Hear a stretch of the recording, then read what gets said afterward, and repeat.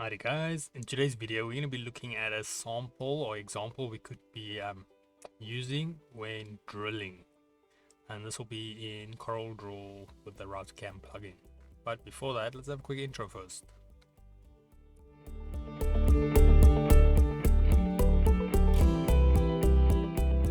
So today's video can be found on softwaretraining.co.za. We make short and easy to watch problem solving videos, so we also have daily updates. Otherwise, back in the program here. Now, just a quick reminder, this is a mini series on the RouterCAM Toolpaths examples of what we could take when using the CNC processes.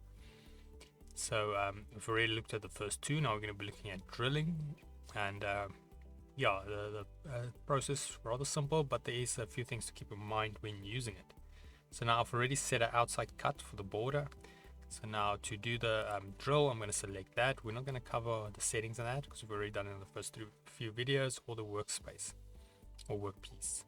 So now what we're going to do is, with our drill area selected or drill holes, we're going to click drilling, and then keep in mind this is going to drill it exactly in the middle of those areas. So it doesn't mean it's going to drill it the same size as those circles. The size is going to be determined by our tool on top here on the left. Now let's say for instance 4mm is still too small for you and your machine can go bigger. Then what you can do is you click on this little open tool list, and then you go and add another tool. You can name it and set the size and so forth. So that is something to keep in mind when it comes to drilling. But let's go back to drilling.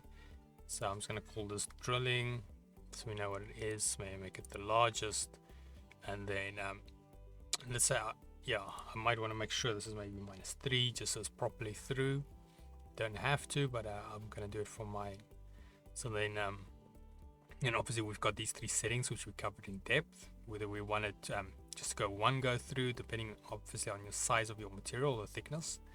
Then we've got return to plunge height, which would be this one, or return to previous cutting plane. Now I'm presuming I'm working with something quite lightweight, so I'll just go no return, so I'll be cutting it one go right through.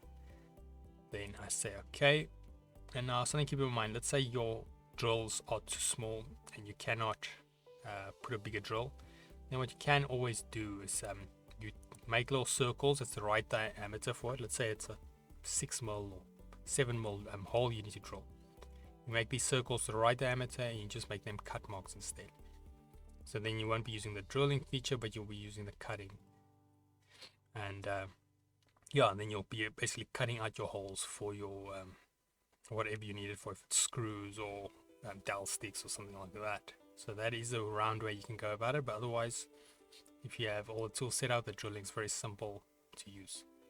Then obviously once we're done with that, we can just simply click a G1, G2. It will create a preview for us. You can view it if you want to see where's what and how's it happening. Also your tool direction, and then then we can go save it.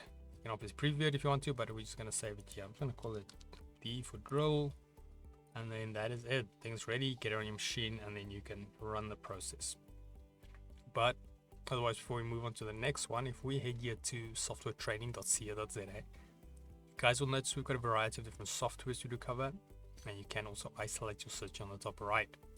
If you do not, however, find the training videos you're looking for, just simply go here, request your training video, fill in the mini form, and then we'll do our best to try and make that for you. But otherwise, thanks guys for watching, and cheers.